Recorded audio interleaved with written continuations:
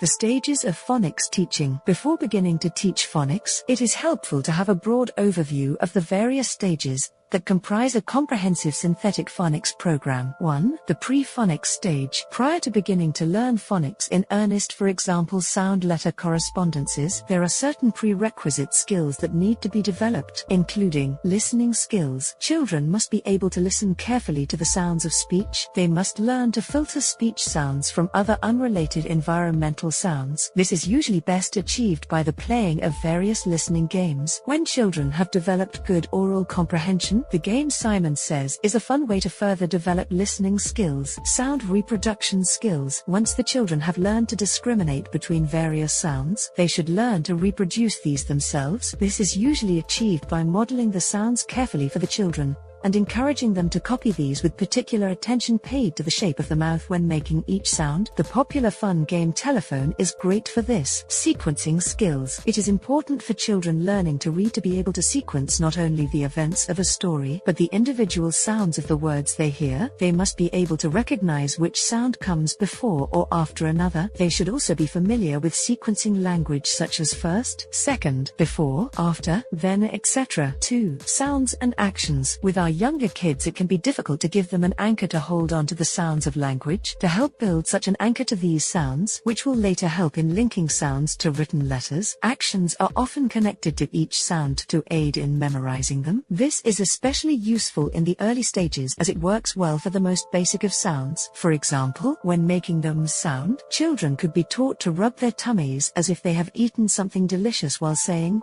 or they could open their mouths wide as if they were eating an apple while saying the sound. It is easy to come up with customized actions to go along with the various sounds of English, and to then teach these to your class. Just ensure that you consistently use the same actions every time for a specific sound to avoid confusion. Later, when students come to segment words into their individual sounds, they can use these actions to help recall them. 3. The letter and sounds correspondences. Explicitly teaching the letter and sound correspondences lie at the heart of good phonics teaching. It is essential to understand a little of the theory of synthetic phonics to be effective here. Here are a few important points to consider. Letter names versus letter sounds. It is crucial that children understand the difference between the names of the letters of the English alphabet and the sounds, as these are two very different things. For example, the letter C is called C, but the letter itself usually denotes either a ka or sha sound. It may seem obvious, but many teachers not trained in the teaching of phonics overlook this distinction and unwittingly make learning to read much more difficult for their students as a result. Letters don't make the sounds. As the limited letters used in English are needed to represent many different sounds, it's important to point out to students that letters don't make the sounds. They are simply an option for showing the sound. Often there will be more than one way to show the same sound. For example, the sound S can be encoded in a number of different ways, including as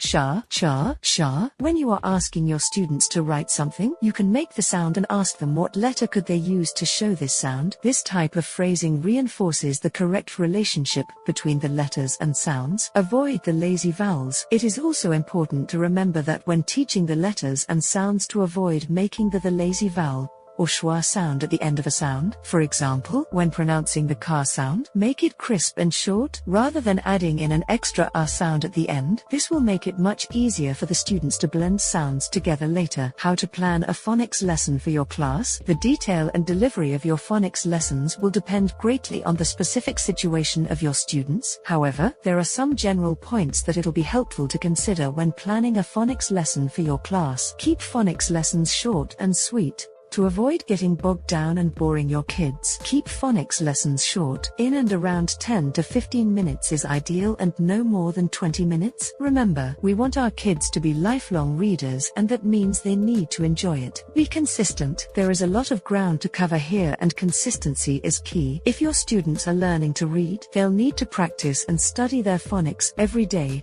preferably at the same time each day. To keep on moving. While a lot of reinforcement will be required over the course of the year. Research has shown that keeping a brisk pace through a phonics program achieves best results. Don't get bogged down waiting for everyone to get everything before moving on. You will be revisiting material. Keep things fun. Learning to read should be a positive experience, particularly as learning to read means acquiring one of the most empowering skills a child will ever have. To keep things fun, be sure to incorporate lots of enjoyable activities and games into your phonics lessons. Phonics games and activities. I Spy. This perennial classic is a fun way to get some phonics practice in. You can adapt it to say I spy with my little I something beginning with, and say a sound rather than a letter. If you wish to work on letter recognition rather than sound, simply hold up the letter itself quietly. Sorting activities. Sorting activities are a great way for students to practice their phonics knowledge, and can take on an almost infinite number of variations. For example, younger kids may enjoy sorting objects into 2 hula hoops on the floor,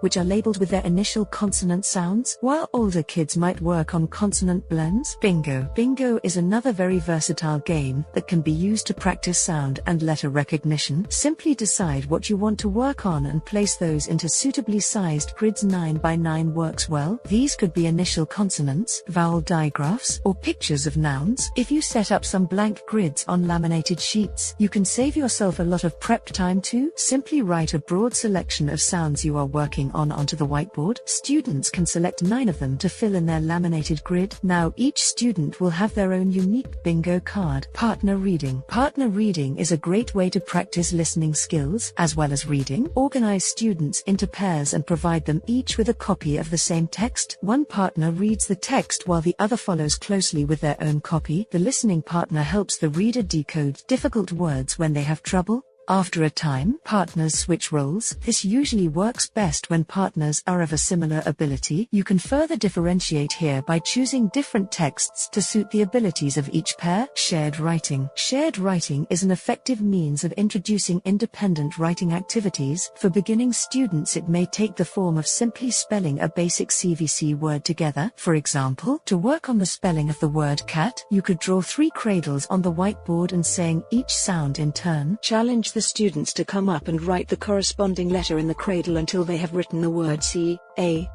As we can see, the teaching of phonics is an extremely efficient and effective means of teaching our children to read and, ultimately, write. It works on training students to be able to hear the various sounds of English, identify these sounds, and link these sounds to the symbols we call letters. While there are other methods of learning to read employed with emergent readers in the classroom, in 2 decades of teaching I've never seen another methodology come anywhere close to phonics for overall effectiveness, and, best of all, phonics can be a lot of fun to learn and teach too.